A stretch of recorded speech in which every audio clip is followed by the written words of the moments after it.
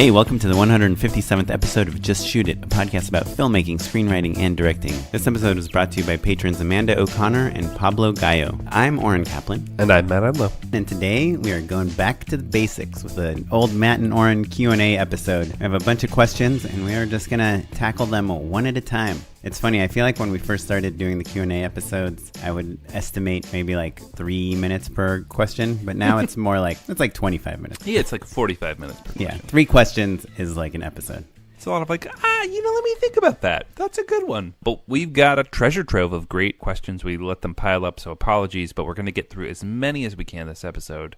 Before we start answering those questions, Oren, what have you been working on lately? I've been thinking a lot today because I'm like pulled in all these different directions about like freelance life and how it's not that being a director is like especially stressful, but it's being a freelancer and being like hired by 10 different people at the same time and they all expect you to prioritize them. And the first priority is something that's been on my mind a lot lately. And I have friends that don't work in film. Like I have a friend that's a police officer and he called me today and he's like, "What's going on?" And I was like, "Oh, I'm it's kind of having a stressful day." And he's like, why? And I was trying to explain to him, not as a filmmaker, right? But just as like a human being, why it's stressful. Because it's like having 10 different bosses that don't know about each other. Which is a funny thing to complain to a police officer about. Yeah, he's got a very clear chain of command. But I'm saying, like, you're like, I'm stressed out because I have to write a lot of jokes for these commercials. And he's like, well, I'm putting my life on the line every single day. Yes. In terms of, like, immediate stress or stakes, I mean, his job is much it's much more dangerous. Yeah, his is life or death, and yours is like, I hope I get to make this Geico commercial. So I don't know. It's just kind of been something. And I do think it reminds me of like part of the reason like feature films and TV are so alluring. Like obviously there's some prestige there, but it's also you get to put all of your brain into one place, you know? Yeah, you get to be obsessed. Yeah, to the point where like you forget to pay bills and like do like regular life stuff. That's why, personal assistants are important, is because like you literally don't have time to even live your life in a regular way. Right, but you're also allowed to say, "Oh, sorry, I can't make it to your birthday party. I've got the movie." Or, "Sorry, I can't do that. I've got the movie." Or, "Please do this. I'm working on my movie," or my deadline. Like, but when you have 20 things, you can't say, "Oh, I have that one job." So, and when you're working on spec or when you're like ideating, coming up with like your short film that you want to shoot or your feature or whatever, that thing is also very hard to tell people that you can't do their thing because, sorry, I've decided to spend 3 hours a day coming up with ideas. Yeah, brainstorming is the hardest because it's unstructured time, or rather, it looks really dumb. I remember thinking of Bill Watterson, the guy who used to draw Dave Made a Maze. Dave Made a Maze. No, Calvin and Hobbes, Bill Watterson. Oh, okay. And how he would talk about how work sometimes was him just like sitting at his drafting table, staring out the window. Sometimes it would be weeks before he'd have a good idea for a strip. Yeah, I mean, it's so different because now I don't think anybody sits at their drafting table and stares at the window. I think they sit at their drafting table and like scroll through Instagram, read emails, read the news. I've really struggled a lot with phone addiction and haven't made big strides in terms of like cutting it out. Like I use Freedom as best I can, and I'll like put my phone in my other room, and I will work longhand sometimes to avoid it, but it's hard to go 45 minutes straight without looking at your phone. Do you know that there's therapists that specialize in I mean, it's totally not surprising, but I've read an article about a guy that basically was trying to cope with his phone addiction, and he went to like a specialist, and it sounded really hard. I mean, the first thing is they tell you to get like one of those old phones, like not a Nokia. smartphone. Yeah. I would love a smartphone that just didn't have Facebook or Twitter or Instagram on it. Right, all the tools you need. Well, no. I want a GPS. I want to be able to email. I want to be able to text. I want to be able to take photos. Right. Those are the things that make my life better. Yeah, ironically, the camera is actually a good thing. I feel like is encouraging us to be creative or interested or document things. Anyway, so yeah, freelancing. It's just part of the fun of being a director. I'm just curious, like, can you be like 65 years old and like still be like, yeah, sorry, I'm writing 3 treatments and I'm doing like, do you think at some point you're like, I'm just over it. I'm just over like fighting for like 10 different jobs at the same time. I mean, I think at a certain point you have to start your own company or get a job or, you know, be Ridley Scott. Yeah. That's the Ridley Scott. That's that version. Jordan, you know, who's been on our podcast, has his own podcast. He does that. You know, he gets his gigs that he directs and he represents other directors that do their things. But yeah, he probably struggles with the same things. I'm like, sorry, I know I said I was going to help you with your short film, but I just got 2 treatments to write, so I'm out. Yeah, you and I have been trying to make a spec commercial for like a year, and we keep getting pulled away. Yeah, we're gonna, though. One of these days, when no one wants to hire us for anything, we'll go back to making our own things. All right, here we go. Let's hop into our questions. Okay, first question is from Unnamed, from Sioux Falls, Iowa. Let's play the voicemail.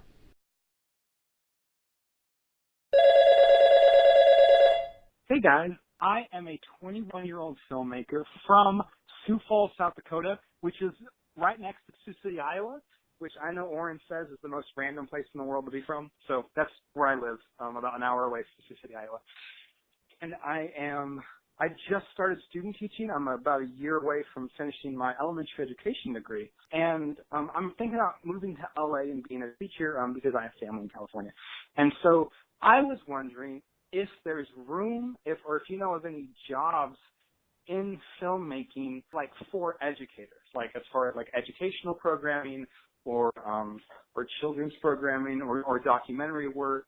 I think I see these 2 things being really complementary to each other, and I think my goal is to make a career using both sets of passion, filmmaking and documentary work. And so I love documentary work, and I love educating people. And so I'm just wondering if you're aware of any career paths that include both of those passions. Thank you guys so much. I look forward to listening to any feedback or thanks for calling in. You guys have. Basically, Thanks. the gist is he wants to combine his passion for education with his passion for filmmaking. Are there jobs out there that do that? The answer is yes. And also, Oren and I are not the experts on this job market. Well, we're not, but I do love the question because a lot of times I think about like... Oh, not being an expert doesn't mean we're not going to answer. Our listeners know that at this point. Right. But I guess a lot of times I think about like if I would have stayed an engineer, would I still have made shorts for all the engineering conferences, you know, or like explainer videos for our software? Like video is like a part of the vernacular of how you show people things, right? So like educational videos is like a giant, one of the biggest types of videos, you know, in the world. But I thought a good example, dear listener, if you haven't listened to the episode with Augustine Frizzell, it's a good one because she actually started, I mean, she just shot a pilot for HBO. She had a movie at South by Southwest. She's like an acclaimed filmmaker, but she started just making videos with her daughter for school projects, right? And I think she started as a parent, but she got really into it with her daughter, and they were making like really involved short films. And I have a friend, Anna, that she's involved with 826LA. Yeah, so 826 is the educational organization that, Dave Eggers started. They've got one in LA and they've got one in San Francisco, and I can't remember where else. But they do a thing where like they'll have like a quirky storefront so that it kind of both attracts attention and also lets them be in commercially zoned areas which have a lot of foot traffic, and so it's like a little more convenient for people. But then the back is all about peer education, basically. So like tutoring and mentoring, right? Right. So I know Anna was part of something where she had to like build a robot that like answered. It was like question bot, and you could ask it questions. And they do all sorts of like real interesting like events that are kind of educate or video related or entertainment related in various ways. So yeah, I think there is like a lot of opportunity. I mean, there's obviously the super obvious thing, which is like you could teach film Sure. class at a high school or whatever, or radio, TV, or even whatever. like PBS, or like there's a few obvious like edutainment sort of brands out there. I was going to suggest, actually, my very first job out of college was working for a nonprofit, and I was filming. It wasn't even like pure documentary or anything like that. It was more like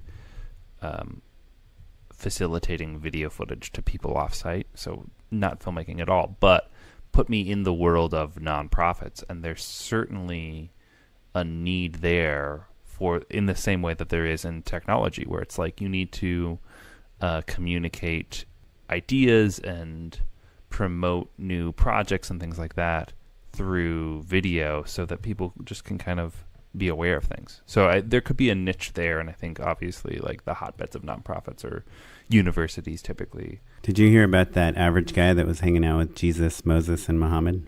No. He was a nonprofit. Just made that up. Enlo, they're just flowing tonight. I have a friend that works at this company, Goldie Blocks. I was just telling you about him. Oh, right, yeah. Basically, it's a combination of educators and filmmakers making videos about STEM, science, technology, engineering, and math for young women. And so, yes, there's definitely places for it. I do think it's not like you go to Craigslist and you find a job listing. I think it's 50% making your own job and 50% starting to be involved in these like nonprofits, in these organizations that educate young people, and then maybe even suggesting that you involve filmmaking and documentary filmmaking, all that stuff. I'd point you towards the Maureen Barucha episode as well, right? Talk about a person who was in an organization and then created an opportunity for herself to use her passion for filmmaking to create value in the company. We're in a strong support, as you all know, of moving to LA, and we do have plenty of schools, and I'm assuming we have plenty of need for good teachers. And I believe the teachers union in LA just won some battle with the city or the county, or some board of supervisors of some sort. And so it's probably not the worst time to be a teacher here. So you should come here. And I would say also that the nice thing about being interested in both education and filmmaking and being a teacher means that you are at least plugged into half of the systems and people and community that you need to be plugged into, right?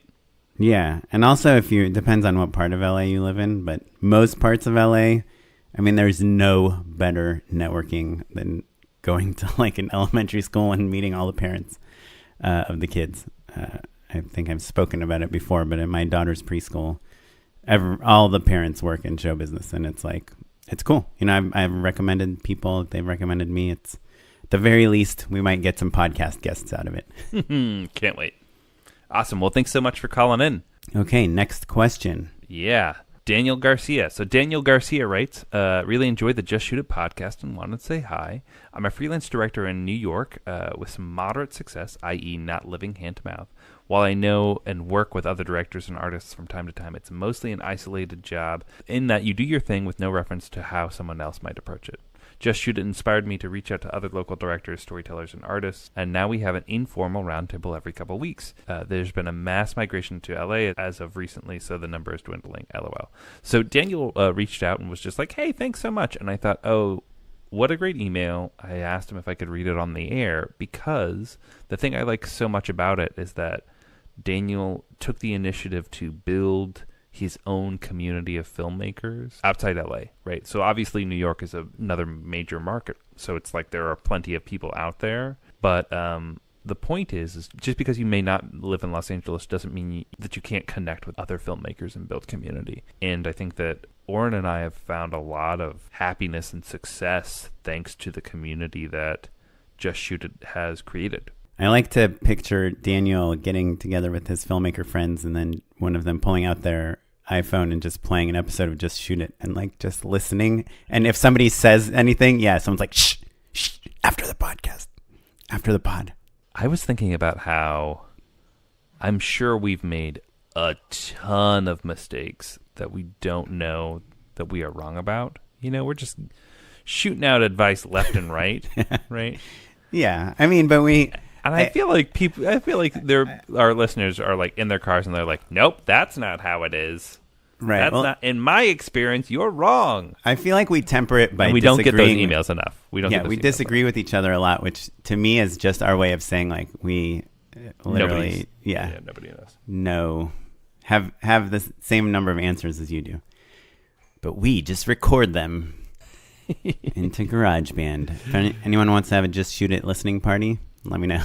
Or just a Just Shoot It meetup or a director's meetup. We don't have to be involved. And do you want us to publicize it? Let us know. Like, I'm happy to like retweet things or like shout people out, let people know like, hey, there's a New York director's meetup. Daniel told us about it, or any other market, any other place. Yeah, Australia, Germany are big hot spots. The UK too. I always thought it was pronounced uck. Okay, cool. So Jesse Mendelson writes, "Hey, Matt and Oren, love the show. I'm a filmmaker in LA who's looking to make a short to further my career. Shocking, I know. I've written something I'm really proud of and have gotten positive response and negative feedback and worked for years to improve it. People have really embraced the newer drafts, and in the meantime, I've also just shot it. I made a low-budget web series and 2 sketches with more on the way. The problem is I feel like I've been holding back. Low budgets and single-location projects, they don't look crappy or anything, but I'm just looking to do something that has an ambitious narrative and strong visuals. How do I know when it's right to not just shoot it and take your time saving/raising money? And how do I push myself creatively on a level of pure ambition? Thanks, Jesse Mendelson." Okay, so Jesse is asking how to figure out when to just shoot it versus when to put a lot of thought and make sure what you're shooting is actually good. Yeah. And it's something I'm sure you and I struggle with all the time. Every microsecond of the day. It is the thing that obsesses us. Yeah, it's like perfectionism, right? Like, do you want to make something perfect? Or do you want to make something? Yeah, At all. Yeah, totally. Well, and it also, not to overcomplicate things, but, thinking about the short that I just recently did, a gray one, it originally started out as a exercise in just shooting it, just reminding myself that I could shoot something in a day, call in a few favors, shoot 10 pages, bada bing, bada boom. And then the plan was to just go ahead and release it online relatively soon thereafter. And look, you start deciding to put a little bit of money in, and then you bring on some friends, and you realize, oh, you should add a little bit more because it would make it a and little we bit should better. probably shoot on Alexa, and I mean, we probably should have like a hair and makeup person. And Yeah, exactly. And then you kind of snowballs, and then all of a sudden, you put your heart and your soul into something, and a couple grand, and like, no matter how well you're doing, that's still real money, right? And then you're like, well, maybe I should submit it to South by. Maybe I should give it its best shot. And then all of a sudden, you finish this movie that you're proud of, but isn't online yet. No one can see it. I'm just talking about myself, Right. obviously. But the flip side is like, when Carrie was talking to us about shorts, you just have to be really hard on yourself. It needs to be awesome in order for it to be meaningful to a person like her. And Carrie is a development executive at AMC. So there's a balance, right? Yeah, but there's 2 things you get out of making a short. One is you get potentially a good short, but 2 is you get the exercise of making that short. And a lot of times, again, going back to Augustine Frizzell, she made a feature film that she thought was not good. Yeah. And had the courage to trash it, to start over again. But she showed it to some people, and they're like, look, this was not executed great, but there's like some magic here. Like, let's capture that and rebuild it somewhere else. And you see that all the time. Like, you see, I can't think of a great example, but like Desperado, like Robert Rodriguez's first film had a lot of problems, but there was something in it that people responded to, and he kind of ended up almost like remaking that movie, for his next film with like a bigger budget. And I think it did well. I don't think it was as well received as his indie film, which is why this isn't a great example. But I think there's value in making something that's not perfect, but has something that people are like, oh, Matt's good at this, or this is the type of thing that Matt likes to talk about or write, or this performance is nice, or this shot is nice. And so just because everything doesn't add up to win the South by Southwest jury award or something, it doesn't mean that it wasn't valuable that you made it. Without a doubt. If you don't finish stuff, there is a question of whether it was worth making, because you're not getting any feedback. Just because you hate it, it's not enough for you to understand like what is working and what's not working, I don't think Jesse's not finishing things. I think his question is really like, when do you go all in on an idea? Oh, right. So I think the answer is kind of, I guess, my opinion is you do make like a bunch of shorts, you know, and some are great and some are not great. And some is just you on your iPhone, and others it's like a 15-person crew and an Alexa. And Sure. I'm going to pump the brakes, Oren. yes, Right? Because I agree completely. But what Jesse is asking is, how do you know which one should be the iPhone and which one should be the 15-person crew? That's what he's getting at. Yeah. I guess that there's that, but it's also like how much practice do you need before you put it all on the line, right? Well, yeah, and I maybe am putting words in his mouth in terms of all on the line. I don't. He's not like, hey, I'm thinking of mortgaging my house. He's like, Right, but he's saying I want to have an ambitious narrative and strong visuals, which to me means I want a techno crane, you know, or something. Like I'm not just gonna like shoot it handheld in my house. I want to get a good location. I want to get a good cast. I want to get something extra. I would say this. I think that there is a happy medium that plenty of awesome shorts have been made in, where you do awesome, strong visuals and have great performances. And they're maybe not from your super famous friend who's probably only going to do one short for you, and they're probably not on a techno crane, but you can still make something really kick-ass and really thoughtful because you spent time on it. To me, that is the thing that you really need to dial in, is like, write the script and then really think through how to tell the story with the camera. But like a lot of awesome, some of your very favorite movies of all time are just told through camera placement and cuts. Right, but I guess there's this theory. Like, have you read Blink? Do you know that? Sure. The idea behind that, right? The idea behind that is that if you have a year to prepare for something or a day to prepare for something, it doesn't necessarily mean that the year is going to be like 365 times better than the day. At the end of the day, when you're like doing what you are doing, according to Blink, right, what really counts is how much experience you have, how much has turned from like intellectual thinking to instinctual thinking, right? Like the 10,000 hours idea. And so to me, it's less about prep time. Like if you have 3 months to prepare for your short, it doesn't mean it's going to be any better than the short that you just like thought of this morning. Yeah, I mean, it isn't though. There's a happy medium somewhere is what I'm saying. Like there's a difference between rushing and lucking into some inspiration in doing the work, doing a table read and fixing it, hearing it out loud with actors, running rehearsals, tweaking things, constantly refining things, doing the work, getting your DP in there and watching a rehearsal and talking through shots together, running blocking rehearsals, all of that stuff. That's not procrastination, and that's not taking your time, and that's not sitting, staring out a window for 365 days. Right, but you're talking about production. Right? Or pre-production, a rehearsal.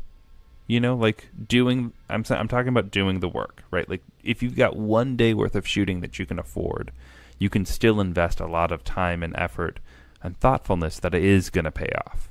That if you just showed up on the day and like made it work, you didn't do a light study, you don't know where the light's going to be, you don't know how long things are going to be, you don't know if your actors are off book or not, you don't know, you haven't explored things yet. If you haven't done all of that stuff, then that day isn't going to be as good.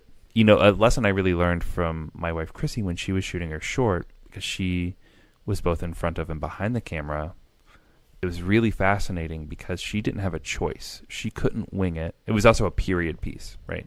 And so the thing of like, well, I'll just have the actors show up and they'll bring some choices and I'll pick my favorite shirt and then we'll steam it and throw it on them and we'll go shoot. None of that stuff was really on the table. She had to make literally every single decision in advance. And as a result, the short was much stronger than it would have been if she just kind of like threw it together, And so and a lot of that work, frankly, is free. Yeah. A lot of that you do not need to, you have to commit the energy, but you do not have to commit cold hard cash. Right. And so you could make your iPhone short a hell of a lot better doing that work as well. It's not necessarily about money. Yeah. Yeah. So just maybe interrogating your process a little bit when it's your passion project, thinking about the ways in which you can get better with the circumstances that you're in. That's always going to be worthwhile. Yeah. And I'll add, I guess there's just two more thoughts I had. One is that it depends on the idea. You know, is this an idea that like every time you pitch it to someone, they're like, oh, damn, that is like a good idea? Or is it an idea where when every time you pitch it to someone, they're like, oh, yeah, that kind of reminds me of this thing. And like it feels familiar, it's not fresh or it's not original or people aren't really excited by it. You know, like those are the things where you're like, I have an idea to do this fun action scene. And then you just shoot it and it's cool and you've exercised your action scene muscles. But if you have an idea that you think is like, this could win Sundance, you know, or that you're just getting a lot of good feedback on it when you tell it to people, then maybe that is an indication that that's the one you should invest a little more time or money into. Yeah, I mean, it's tricky too because if you keep waiting for the idea to strike you that is going to win you Sundance, then maybe it never comes. Yeah, and it doesn't have to win Sundance, but it has to be something that is exciting you and the people around you beyond a genre. You know, it's not like, oh, let's make a cool horror short. You know, if you have an idea that is really revolutionary or fresh or original. And I think that kind of brings me to my second thing that I think about when I'm making new things is like, have I done this before? Like, what am I going to get out of this? What's the worst case scenario? Like, oh, at least I'll do all these drone shots that I've never done before, or I'll get to work with this actor that I've never worked before, or try to figure out what the new thing is you're getting, because I kind of get the feeling that Jesse is like, well, I've already done this. I made, you know, these sketches and I made this low budget web series and I made this thing and I've gotten that experience and I don't feel like I need to do that again. So maybe your thing is like, I want to make a short film that looks like, you know, a Ridley Scott movie. And then that obviously is going to take some more money and planning to accomplish. Or a magic bullet look. Or a magic bullet look, right. But ideally, that's not the first thing you're making, because you hear all these stories about these like SC film school students that raise like $150,000 to shoot their first short film, and it's like trash because it's their first short film. Well, it's not their first. Their third short film. It's probably literally like their fourth or fifth, but yeah, still. But it's like get the bad ones out, you know. And it sounds like maybe sprint to some mistakes. Yeah, and find the stuff that you want to do better and find the stuff that worked for you. So anyway, Jesse, there's no answer to your question. But don't let it paralyze you. Just keep moving. Keep doing the work. Yeah, and we've said this a million times, but the reason that I do this podcast is because I felt paralyzed. I felt like I want to make this perfect short film, but it's like a relationship story, and I've seen it before. It's an action thing, and I don't quite have the resources to make it as good as like a big Hollywood action thing. So Matt and I were talking, and it was like, what is it, something I can make every week without worrying about it and put it out into the world? And so I think as long as you're making something and putting it out into the world, whether you've spent $1 on it or $1 million, whether you spent a second thinking about it or a year, like just keep making stuff, because I think it's like our heartbeat as filmmakers is to make things, regardless of how good they are, honestly. Well, regardless is maybe too No, we strong always word. want them to be good. No one is like, ugh, I think this will kind of suck, but I'm going to go shoot it anyway. Sure. Unless they're getting paid for it. Ooh, a little dark. All right.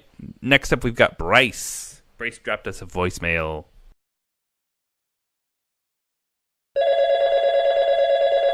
Hello, my name is Bryce, and my Twitter handle is at the Scofffather. I guess so.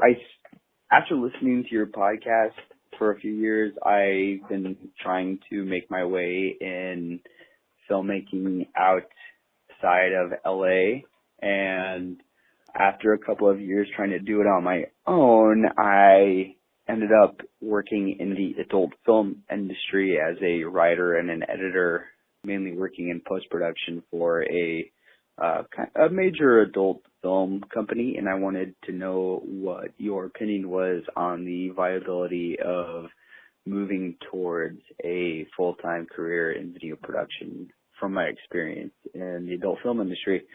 Any advice you have, I appreciate. So Bryce, so much. basically Bryce found himself working in the adult film industry and wants to know how people feel about that and what skills transfer, basically. Well, let me ask you this, because Oren, you've crewed around. Did you ever find yourself on a pornographic film? Will neither confirm nor deny that. Well, I'll say this. I haven't, but I think it is common for young people, especially like camera and lighting side, to get recruited and they're like, working this job or whatever, and then they're like, oh boy, the dialogue is so bad in this. And then someone gets naked and they're like, oh. Oh yeah. I've been on a short film set where I did not realize there was going to be nudity. It was like a very low budget thing. And I was like, this actress is not very good. I wonder why he cast what's the her. deal? Yeah. And then all of a sudden I was like, oh, okay. Because she is willing to do that. Yeah. And I was very uncomfortable, to be honest. It's like, Yeah. You got to prepare people for that, Yeah, you definitely do. I mean, it wasn't a porn thing, but it was just like, I don't know, they're making out and not wearing shirts. Yeah, you should tell people about that. I have done some like things where we need like modesty and stuff like that. It's kind of like stunts. It's it's weird. Anyway, back to Bryce's question.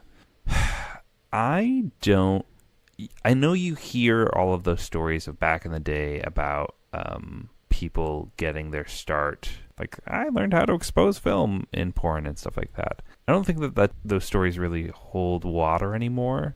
I think back in the day, getting practical experience was a lot harder to come by because you couldn't buy cameras and film stock was so expensive and all that stuff. So, like, you could kind of learn how to do your job on a practical craft level on adult films in a way that like there's YouTube tutorials and like you've got an iPhone in your pocket. So like there's less reason to have to learn that way now, I guess is what I'm getting at. And so to me, certainly there are skills that transfer.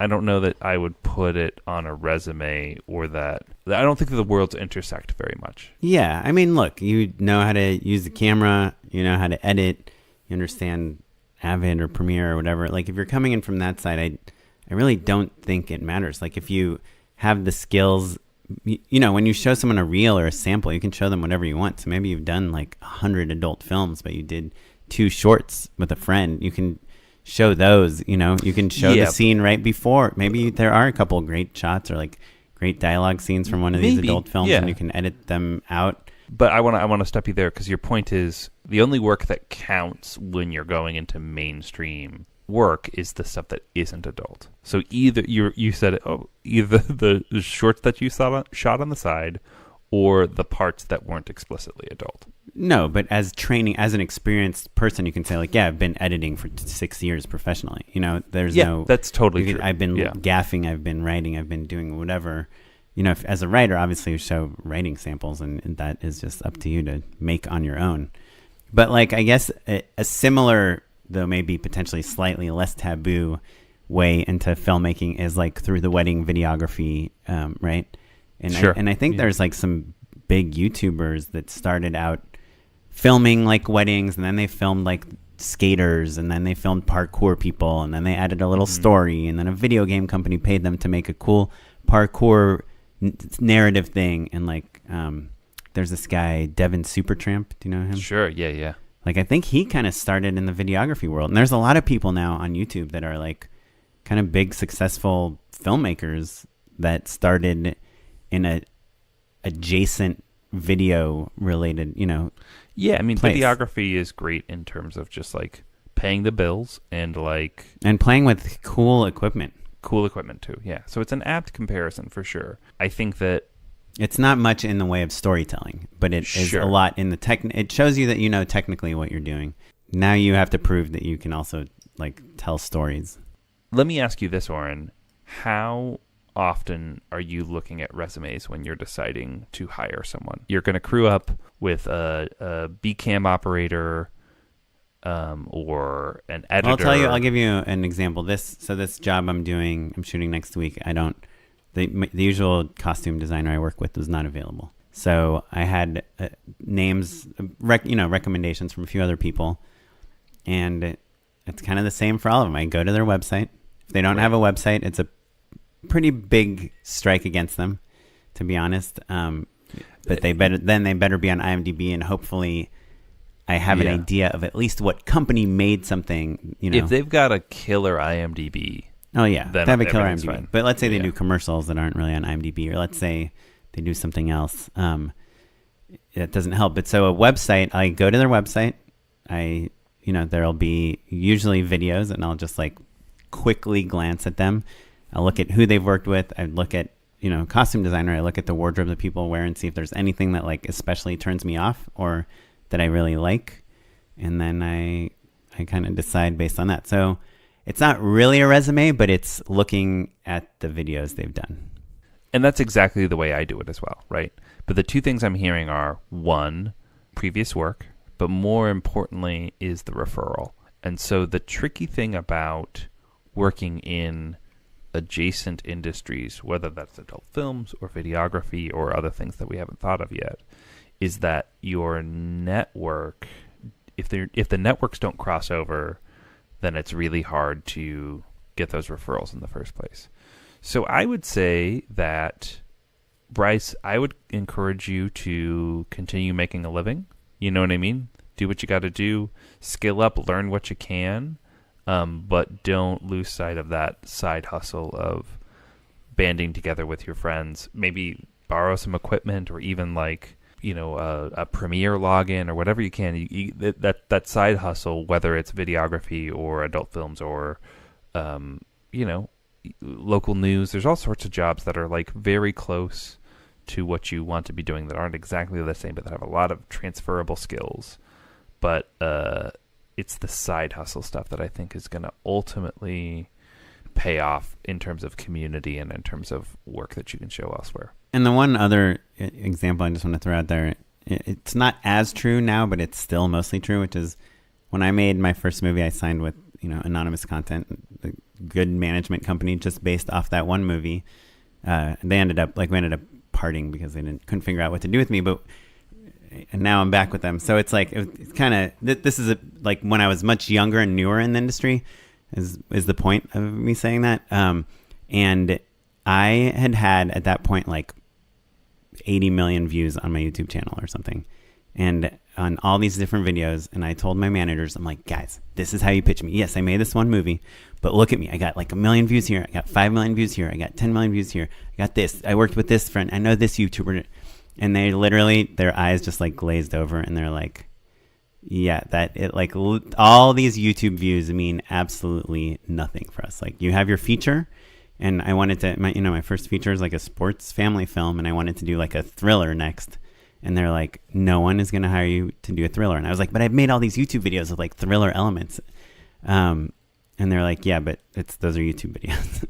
So even though I considered myself like successful in this kind of sub industry of the film industry, to my like traditional Hollywood people, it meant absolutely nothing. And still today, you can be a giant YouTuber and, still not really, unless you're like in the top 0.1%, it still doesn't count for that much, I think, when you're going for like traditional Hollywood work, right? Yeah. Yeah. The reel still has to be the thing. So like, you could be mid-tier YouTuber and not have huge views on your stuff, but it all looks awesome, like in the same vein as a Devin Supertramp or like Scott TW or someone like that. But if the visuals are really awesome and they're looking for someone who can do lifestyle, the same thing applies. So like you can get the job without views, I guess is what I'm saying as well. Right. But I guess what I'm saying is like no one really cares about the work you did before if it's not like if you want to be a director pretty much, or kind of want some above the line position, no one is going to care about your previous work if it's not the same as what you are trying to get now. No one's going to like do deep Googling and be like, wait a minute, this guy's in the adult film industry. You don't get to make movies anymore. Like that's not true. If that were true. Yeah, but I think Bryce is saying, can I say like, look, I've directed these 50 movies and give me a job? And the answer is no.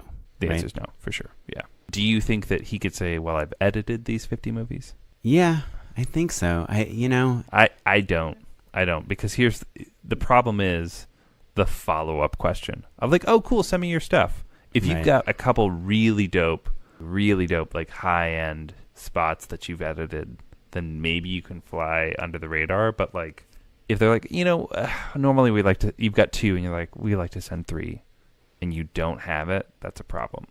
Recently, I've been thinking, a lot about trailers and trailer editing, and kind of realizing like, if you've never edited trailers before, and now someone's giving you a job to edit a trailer, but you've edited an indie film that played at Sundance, and you've edited a half-hour sitcom, it still doesn't mean you're going to be like a good trailer editor, because like, it's such a different. The skills are so different, and so that's why I'm thinking like an adult film. I just can't think of something that would just make you like so perfect to edit this next, like it's really hard to sell the skills, those editing skills, unless it's super stylized or super something like a time travel adult film. I can't even make up an example. The taboo is really tricky, but look, I think the advice still stands of like, collect your paycheck and hustle. It's not so different from other jobs that we would rather not have, basically. I was super excited because I feel like this is a pretty common question for people, and we hadn't ever talked about it on the show. So thanks, Bryce. Yeah, and I think even you and I go through things like this where we're like, hey, we're looking for someone that's directed a high school comedy, and you're like, well, I did. It's a little old. It doesn't look that great. Should I submit it? Oh, no doubt. Your reps are like, nah, don't send that. Yeah, and so like all your past experience is like not as valuable as you wish it was. Yeah. Cool. Well, thanks, Bryce. I hope we've successfully not answered yet another listener question. Next question is from Oscar Vaca. Oscar says, hey, Matt and Oren, love the show. It's been really inspiring to hear stories from you guys and your guests. Currently, I'm working as a full-time PA and plan on hopefully climbing up the ladder to become a first AD. I'm a long-time listener of the podcast and don't recall you guys talking about the first AD/director relationship on a project. Do you get to hire or pick who you want? What qualities do you think makes a good first AD? And how do you explain your vision to them? How creatively do they get involved in your projects? And one of the reasons that I don't know if I'm picking the right career path is that I feel it isn't as creatively rewarding as directing. I thought you guys might have some helpful insight on these questions. Thanks for the great show. Thanks, Oscar. What a great question. I feel like the answers to me are very straightforward. Oren, what do you look for in an AD? I look for someone is very highly recommended, number 1 by far. Number 2, that has read the script, knows what's going on, is good with timing. And I think I've said this on the show before, but to me, what makes clearly a bad AD is the AD that says to you, hey, you're behind. You're 30 minutes behind. You got to cut something. That's a bad AD. Or the other version of a bad AD is just someone you can't find when you're on set. It's very, very frustrating. Happened to me kind of recently. The great version of an AD is like, hey, look, I know we have 3 more shots. We're 30 minutes behind, but we can catch up if we combine these 2 shots. Do you think you can? What if we do this? Yeah. Yeah. The creative solution AD. But by the way, they're also, at the same time that they're helping you with that, they need to be juggling the fact that we just lost our permit for tomorrow to shoot on the street, and now we can't afford the process trailer. And all these like problems that they're fixing in the background while you don't even realize there are any problems. And that is, I've actually never really worked with an AD that has been telling me about all the other problems, which is good. But a good AD will field those without muddying your brain with them. Yeah, sometimes I think they'll do the thing of like, hey, I'm sorry, I have to step away real fast. Are you okay? And you're like, yeah, I'm fine. Yeah, the second AD will take over the site. Yeah, I've been really fortunate. I feel like the last couple times I've had a proper AD, there are people that I've worked with for years, and I just like, because a lot of the jobs I've been doing recently, the crews are so small that like a producer will AD or something, which I don't like. And it was like, oh man, the ones that I work with regularly, it's such a treat to work with them, and they're just getting better all the time, basically. Right. Have you ever done a small job and the producer says to you, hey Matt, so do you think we need an AD on this one? Has that ever happened to you? It did just recently, and I was like, you know what? It's fine. I think we're okay on this one. I'll make the joke like, I don't need someone to tell me that I'm running behind. I know. It's funny because I had the same experience recently on that Keebler job, and then the day before I was like, can we get an AD, please? There's no way we're going to make our day. Yeah, it's just like, every time I say no, I'm like, why would I ever say no? Why would I do that? Yeah, because you're fighting for your Steadicam or your Alexa Yeah, or whatever, right, and you're like exactly. trying to be. Every good AD, at least on in the commercial world, will take your storyboards. They'll put them on a schedule. They'll say from 1 to 1:15, we're shooting this storyboard frame. From 1:15 to 1:30, we're turning the camera around. From 1:30 to 1:45, we're shooting this thing. And during that time, this actor is going to be changing into this wardrobe. So they're like putting the puzzle pieces together in a really smart way. But they're also like on set, you're like, that string isn't long enough. Like, can you try it one more time to pull the door with the string so we don't see your hand in the frame? And the AD will be saying like, hey, art department, can we get a longer string? Yeah, like that is like, and when you don't have that person there and you're like, art, this is on art. Like, and then you start getting your own string, it's like the AD is like also there to protect you from yourself when you as a Without a director are trying to like do all these things because you don't know. I don't know about you, but do you carry a walkie? No. I No, hate walkies. I hate walkies. So the AD is also the person that is like literally your communication to every department that's not standing right next to you.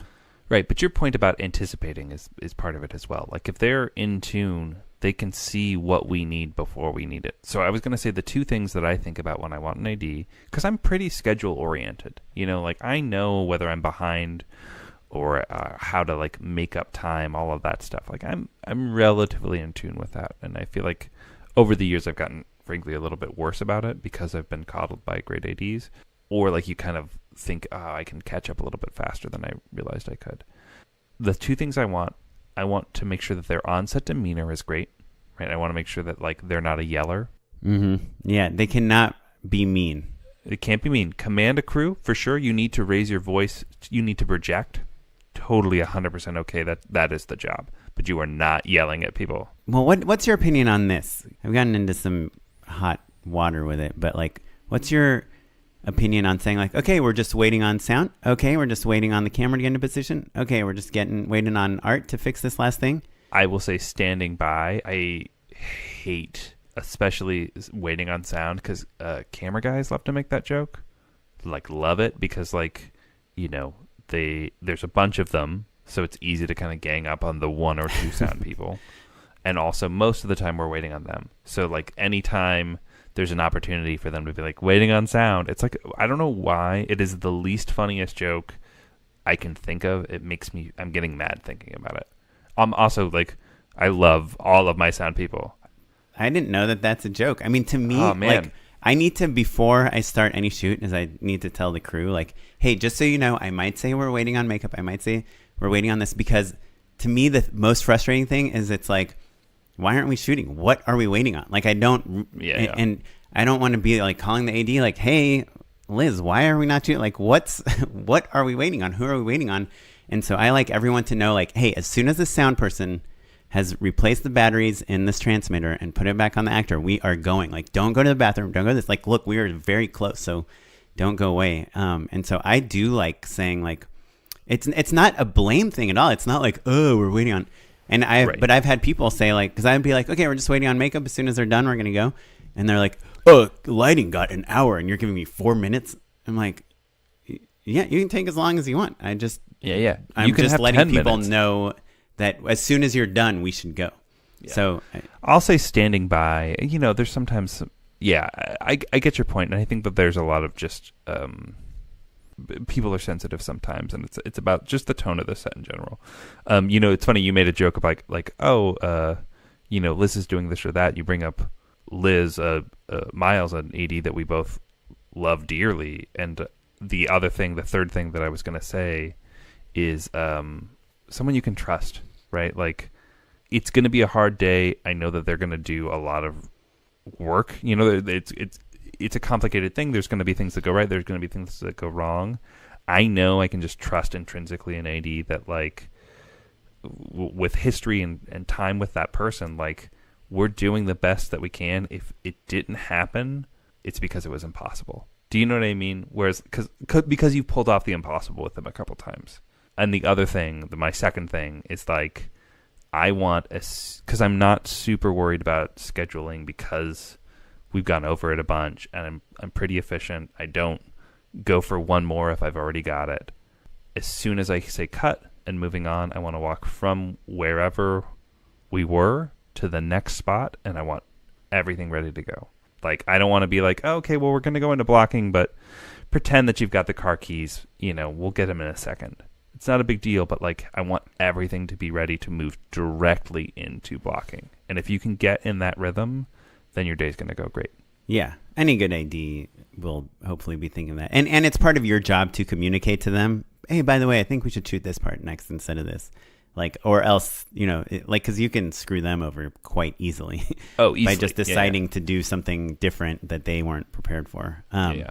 But I will say one other thing I really like in an AD, which I suspect many directors don't, is I like an AD that has an opinion on the creative work. Like, especially when you're working with like clients or you have like 2 video villages, right? So it's a common thing on commercials. You have like the director's monitor. You're usually closer to the set, closer to the actors, closer to the DP. You're with the script supervisor and the AD, and you have your monitor. And the client and all the people, the agency people and all those people, they're like a lot of times in a different room with their own monitors. And there's a producer with them that is walking the AD giving notes. So the idea is that they're not bugging you kind of while you're working the whole time. Which I think we probably talked about on the show. I hate. I will go over to Client Village all the time. I'll poke my head in and be like, "Hey, I think we got it," or I'll have them walk ahead and be like, "Hey, watch it. This is the take. If you don't like this one, let me know." Cementing that personal relationship with them, making sure they're feeling good, and also like making sure they mean the note and that it's not getting like garbled or that they don't really want it. Like, if I need to move on and I stick my head in the van and I'm like, "Hey guys, I think we got it. What does everyone think?" And they're like, well, it's fine, is one thing. That'll happen sometimes. Or they'll be like, "You didn't get it." And then I know we've got to get it again, Half the time they're like, "Can you just do it again? Because she said that line at the end that she added that thing and we don't need it." And I'm always like, okay, we could just cut before she says that line.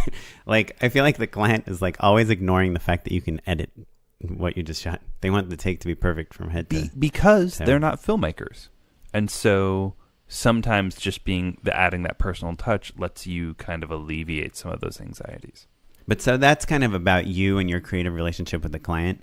But the opposite of the side of that coin is that you're at the monitor without anyone creative. The DP is like worried about the look. The actor's worried about their performance and pleasing you.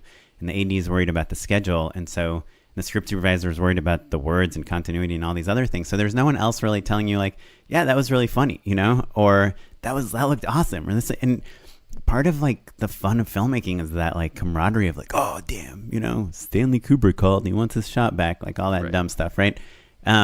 So I like an AD that's like, oh, that was good, that was funny. Like that's just like being positive, or like, are you okay? Are you okay with the fact that like he asked her a question and she didn't even acknowledge him? Like, just like little things to know that they care. There's someone else on the crew that understands filmmaking, that cares about the story. I like. And so my question for you is, do you care if you are working with an AD that also wants to direct or is also a director? Is that a good thing, a bad thing, or neither? I've got an AD that I work with I basically only work with 3 ADs. And two of them are career ADs, and one of them ADs all the time, and is great, but is a filmmaker himself. And I think that the real issue is basically like, I want to hear pitches till the cows come home. When I'm like, nah, I don't think so. Are they like, okay? And don't take it personally and know that I'm listening to them. You know what I mean? So I have that relationship with that AD, and so it doesn't bother me at all. And like, we talk about what he's working on at lunch. You don't feel judged while you're shooting. Or everyone is judging you. You know what I mean? Like that can happen as well, right? It doesn't take an AD to judge you. Yeah. Like you say pan instead of tilt in the moment, and like your B cam operator rolls his eyes and like whispers into his walkie. Oh, that is a pet peeve of mine. Yeah, or all sorts of other stuff. You know what I mean? Yeah. So ADs, yeah, they can be creative. They can be awesome. The path from first AD to director is quite difficult, I think, at the top levels. Yeah. We had Ross Novi, first AD on every single TV show that you absolutely love, was on our podcast. And it's just, and he would love to direct all those shows, and it's just not the easiest thing to do. I mean, the hours are also quite brutal, and so you find yourself with less time to write that dream screenplay. I thought Oscar asked one other really interesting question, which is like, how do you explain your vision to the AD? What's your answer to that? Poorly? Yeah. But the AD really is like, they kind of like extract the vision out of you. Like, so if you do a tech scout, which you should do, usually the AD will take you and they'll be like, okay, so where are we starting? How do you picture the scene? Tell us what you're seeing in your head. And you're like, well, I was thinking, I don't know, we either like start looking at this door, or do you think it would be better? And you ask the DP, you're kind of figuring out the blocking sometimes still at that tech scout. Right. And you're telling them, okay, so we're going to shoot here. Kind of imagine this will be like a real fast moment. So let's have like a lot of room to work. Let's not put the monitors around here or whatever. Right. So yeah, so you're slowly kind of like explaining your vision in the form of what shots you're going to get, and what the blocking is, and what the performances are, and what mood you want on set to make it all happen. I think I'm going to take that question to heart, because I think that, you figure things out, and like sometimes they're just asking questions and kind of getting there. There's so many times where, I think about Tim Nakashi said, like, he feels sometimes like he's the only person who knows what he's making on set, and he's such a unique filmmaker that like it makes a lot more sense for him. He's doing things that are weird and out there and you've never seen before. And so, of course, it's like a little hard to articulate sometimes. And sometimes I'm just shooting two people making dumb jokes in front of each other. But still, sometimes like sometimes people get it and sometimes people don't. And I don't worry myself too much about it. I want to make sure that everyone knows how to do their job well. But like, I'm kind of tasked with understanding the ultimate broader vision. And that is a myopic way of working, right? That excludes collaborators from being able to contribute. And so, I'm constantly trying to think of ways to be better about that. So I don't know, Oscar. What do you like? You work with directors all the time. Hit us back. Cool. Well, thanks so much, everyone. What a great bunch of questions. We've got a handful more that we're going to get to. But if you have questions that you want us to answer on the show, you can either drop us a line at our email, justshootitpod@gmail.com, on Twitter, on Facebook, all of our social medias at justshootitpod, or my very favorite way to answer a question, drop us a line on our voicemail, 2626-SHOOT1. Leave us a voicemail. We'll play it on the air. You heard it here in this episode. It's such a nice way to hear a question and also get a better sense of who our listeners are, which is pretty great. I love audio files.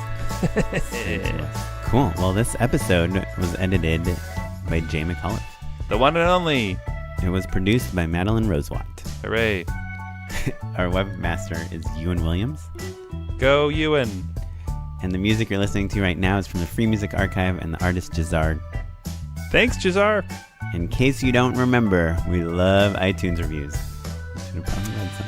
It is the way to make our show grow. So if you want to encourage the community, inspire someone else to hear the show, tell a friend about the show. That's always awesome as well.